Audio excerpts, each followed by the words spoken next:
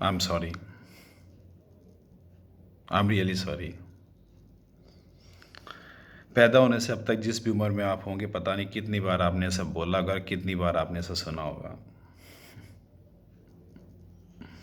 ये part of life हो गया ये शब्द। याद है पहली बार जब आपने कुछ किया होगा, आपके घर में आपकी मदर या आपका पापा फादर ने बोला होगा से सॉरी, और स्कूल में किंडरगार्टन में, लोअर केजी में, क्रच में टीचर ने बोला होगा ऐसा, आराध्या से सॉरी टू सिमर, अर्जुन से सॉरी टू नाव्या। और धीरे धीरे हमें समझ में आ जाता है कि कुछ कर दो उसके बाद सॉरी बोल दो, और सामने वाले के साथ जिसके साथ हुआ है वो भी एक्सपेक्ट करता है उसके साथ आपने गलत किया है, आप सॉरी बोलो, छोड़ दो। चीज़ें आगे बढ़ती जाती है और कहीं ना कहीं पता ही नहीं होता हमारे अंदर एक ईगो होता है, एक अहंकार होता है, उसकी संतुष्टि सॉरी के साथ होती जा रही है। यू विल बी सरप्राइज कि सॉरी सुनने वालों को मज़ा नहीं आता, सॉरी कहने वालों को ज़्यादा मज़ा आता है। उसको भी लगता है, उसके भी ईगो को सेटिस्फेक्शन मिलता है कि उसने गलती की और अब उसने सॉरी बोल दिया, जैसे बहुत बड़ा काम कर लिया उसने ना, उसके महान काम हो गया है कि मैंने गलती की और मैंने सामने वाले को सॉरी बोल दिया।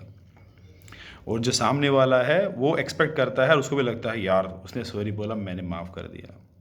इतना हो जाता है कि जैसे कुछ छोटा सा आप चल रहे हो रास्ते में से, हल्का सा आप मेट्रो में है, हल्का सा ओ सॉरी, सामने होता है इट्स ओके।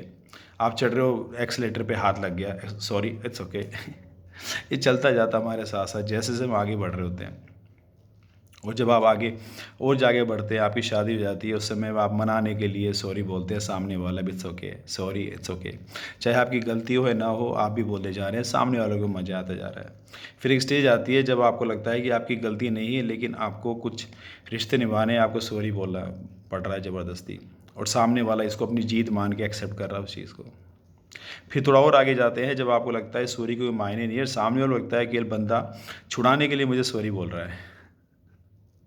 और फर्दर स्टेज होती है जब आप सॉरी बोलना छोड़ देते हैं, आप बोलते हैं कितनी बार बोलूं, अब कुछ बड़ा चाहिए, सॉरी से बड़ा कुछ बड़ा सर।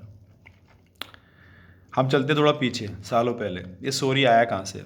सॉरी आई थिंक ये सोरो से जनरेट हुआ होगा कि किसी को पेन हुआ तो सोरो से सॉरी हुआ होगा। व्हेन यू फील अपोलोजेटिक, आपको लगता है कि यू शुड फॉरगिव समवन।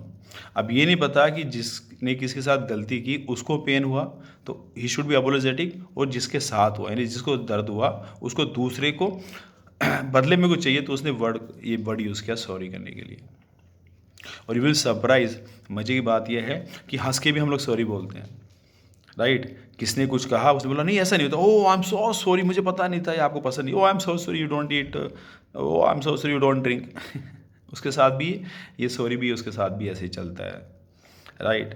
अगर यूज़ ही करना है तो चेंज कर दो, वर्ड्स को भी चेंज कर दो, pardon me, I am apologetic है ना, इस टाइप की चीज़ कर सकते हो, स्टार्ट कर सकते हो किसी तरीके से।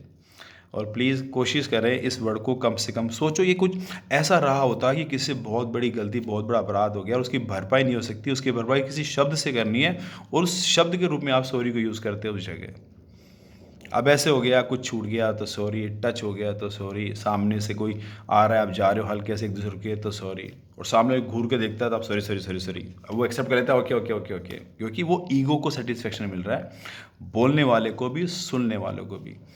ये बहुत बड़ा वर्ड बनाया गया था सो दैट कि जहाँ पे अगर किसी से कुछ हो जाए और उसकी किसी ऑब्जेक्ट के रूप में आप भरपाई ना कर सकते तो शब्द के साथ इसकी वो करते हैं, लेकिन लगता है मुंह से तो निकलता है कौन से पैसे लिख रहे हैं, तो जितने मर्जी इस्तेमाल करो, बोलने वाला भी चल रहा है और लेने वाला भी चल रहा है।